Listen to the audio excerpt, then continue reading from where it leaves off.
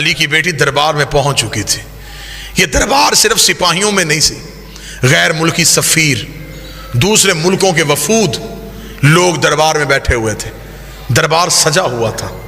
ان وفود میں، ان غیر ملکی سفیروں میں عیسائی بھی تھے، یہودی بھی تھے، مجوسی بھی تھے. انہوں نے پوچھا یزید یہ کون ہے؟ اس نے کہا محمد کی بیٹی. اس نے کہا تو نے کیا کیا؟ اس نے کہا میں نے نبی کے بیٹے کو قتل کیا. انہوں نے کہا کیوں قتل کیا؟ اس نے کہا اس لیے کہ حسین میرے اختیار کو نہیں مانتا تھا. میں بالکل عین تاریخ پڑھ رہا ہوں. حسین میرے اختیار کو نہیں مانتا تھا. اگر حسین میرے اختیار کو مان لیتا میں کبھی بھی حسین کو قتل نہ کرتا. حسین نے میرا اختیار نہیں مانا، اسے چاہیے تھا وہ میری بیعت کر لیتا. اس نے اختیار کو نہیں مانا، میں نے قتل کروا دیا. علی کی بیٹی کی کان میں یہ آواز آئی. بی بی 2 قدم آگے بڑھ گئی. یزید تو کہتا ہے ہم نے تیرے اختیار کو نہیں مانا. تیرے دربار میں روشن دانوں سے ہوا کا شور آ رہا ہے. میں تجھ سے بات کرنا چاہتی ہوں، تھوڑی دیر کے لیے ہوا روک. جب بی بی نے کہا تھوڑی دیر کے لیے ہوا روک، یزید کہتا علی کی بیٹی میں ہوا کیسے روکوں؟ بی بی دیکھتی کہاں ہے تیرا اختیار؟ تو کہہ رہا تھا کہ تیرا اختیار ہم نے نہیں مانا. اختیار آزما. روشن دان سے ہوا روک. اس علی کی بیٹی یہ میرے بس میں نہیں.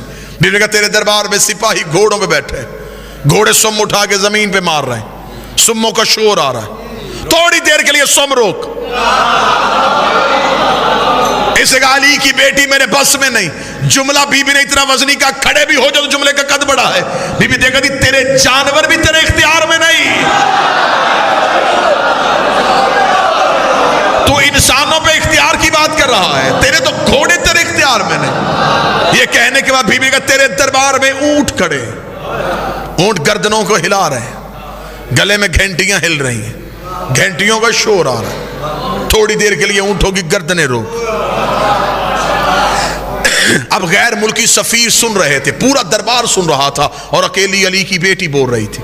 یزید کہتا کیا کہہ رہی ہے تو بنت محمد؟ کبھی کہتی ہوا روک، کبھی کہتی سم روک، کبھی کہتی اونٹوں کی گردنیں روک. یہ سب کچھ میں کیسے کروں؟ بی بی 4 قدم آگے بڑھی. دیر کا پھر ہم تجھے اپنا اختیار دکھاتے ہیں. بی کا اسکت خاموش. اتنا کہنا تھا روشن دانوں میں ہوا رک گئی. جس گھوڑے نے سم اٹھایا تھا اس نے زمین پہ رکھا نہیں. جس اونٹ کی گردن ہلی تھی اس کی واپس نہیں آئی. جس انسان کی آنکھ کھلی تھی اس کی بند نہیں ہوئی. جس کا ہاتھ اٹھا تھا اس کا نیچے نہیں آیا. جس کے نتنے سے سانس نکلی تھی دوسرے نتنے سے واپس نہیں آئی. انسانوں کے دلوں کی دھڑکنیں ان کے کانوں میں سنائی دینی شروع ہوئی. جب پورا دربار پتھر کا ہو گیا، علی کی بیٹی چلتی ہوئی یزید کے تخت کے سامنے آئی. بی بی نے ہاتھ کا اشارہ کیا، یزید کی ناپاک روح اس کے بدن میں واپس آئی.